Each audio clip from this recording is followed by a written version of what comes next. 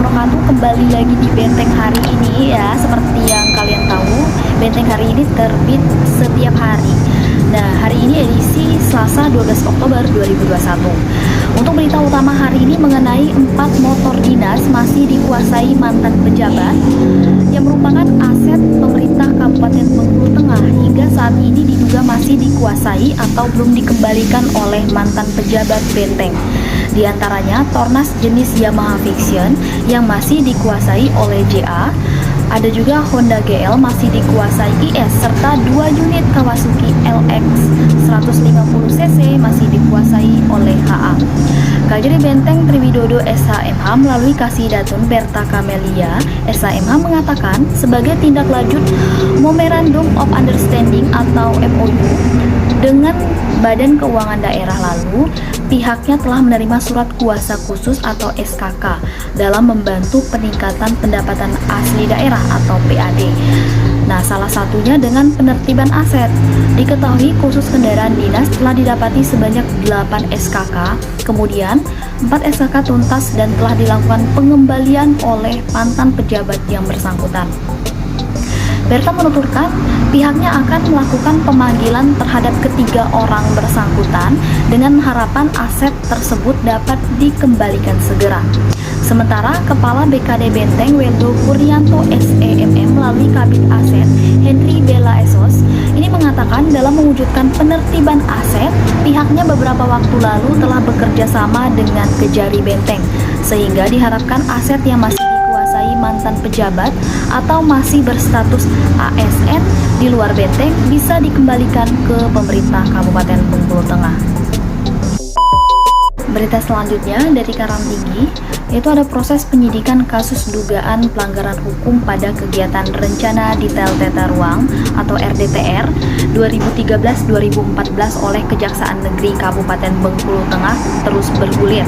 Bahkan Kejari telah memeriksa Setdakap Benteng Edi Hermansyah PhD yang dulunya merupakan Kepala Badan Perencanaan Pembangunan Daerah Bengkulu Tengah.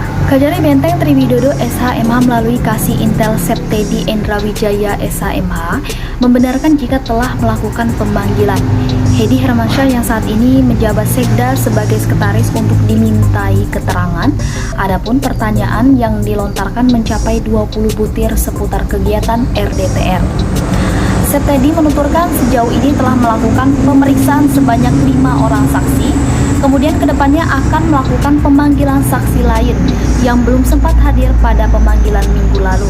Dari hasil pemeriksaan sementara, kuat dugaan adanya melawan hukum dalam kegiatan RDTR. Terpisah Ketua Gerasi Benteng Nasir Wandi menuturkan pihaknya berencana untuk melakukan pertemuan bersama dengan pemerintah Kabupaten Bengkulu Tengah dalam menyuarakan aspirasi dan tuntutan seperti demo beberapa waktu lalu. Bahkan meminta jika pejabat yang bersangkut masalah hukum akan dipindahkan terlebih dahulu. Untuk diketahui, pada kasus dugaan korupsi anggaran penyusunan RDTR ini, Kejaksaan sudah menerbitkan surat perintah penyidikan. Namun hingga kini penyidik belum ada menetapkan tersangka.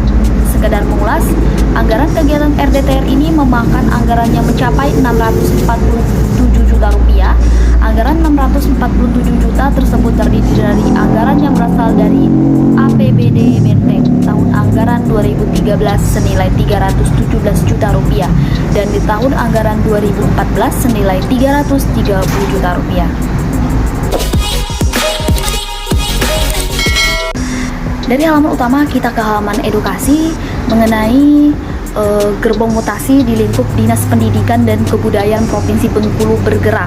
Nah, sejumlah pejabat eselon 3 dan 4 berganti, salah satunya Kacapdin Wilayah 8 Karangtinggi Adang Perlindungan SHMPD yang dimutasikan ke jabatan baru sebagai Kabid Kebudayaan pada Dikbud Provinsi Bengkulu. Sementara posisinya digantikan oleh Bambang Erawan Esos, sebelumnya Kasubag Fasilitas Pengawasan Sekretariat DPRD Provinsi Bengkulu. Nah, lantas bagaimana dengan mutasi jajaran Kepsek? Nah, Kepala Dikbud Provinsi Bengkulu Dr. Andes Eri Yulian Hidayat MPD membenarkan adanya mutasi sejumlah pejabat termasuk di Provinsi Bengkulu maupun Benteng. Hal ini dianggap biasa dalam birokrasi pemerintahan dalam rangka penyegaran jabatan. Sementara saat disinggung terkait mutasi di jajaran Kemsek, ia belum menyampaikan secara gamblang jadwal pelaksanaannya. Untuk diketahui selain Adang, terdapat 3 pejabat lain di Capdit Benteng yang terkena mutasi, diantaranya Sujarwo MPD, jabatan sebelumnya Kasih SMA, saat ini ditugaskan menjadi Kasubag Umum Keuangan dan Perlengkapan Dinas Dikbud Provinsi Bengkulu.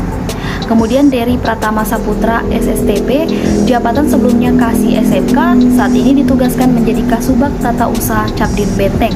Terakhir, Syamsi Kamaria Esa sebelumnya menjabat Kasubag Tata Usaha Capdit Benteng, saat ini menjadi Kasih SMA Capdit Benteng.